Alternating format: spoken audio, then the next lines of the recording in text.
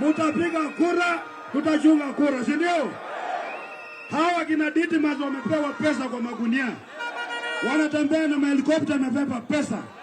Hiyo pesa ni ushuru wetu, si ndio? Wakileta pesa, kula pesa. Olkalao walitupatia syllabus ama namna gani? Waletewa mpaka meli, lakini Ruto akapata 12% peke yake. Hata hapa wakileta pesa, kuleni pesa. Tumeelewana? Ikiwa tutafuata vile mmetuambia, mmesema tuende mpaka mwisho, si ndio?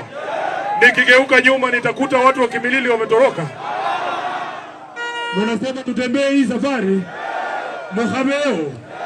Mohameo, mutakuwa na sisi.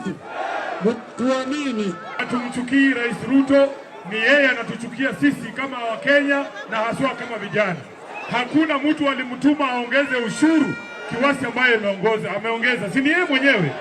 Wakenya wanasema hawana pesa katika mifuko yao, wameshindwa kupeleka watoto shule, matibabu wanatudanganya ati SHA inafanya. Governor Lusaka akikuja Senate ananiambia pole ati Sifuna sema SHA ijalipa hospitali za Bungoma. Na mbona usiseme wewe mwenyewe?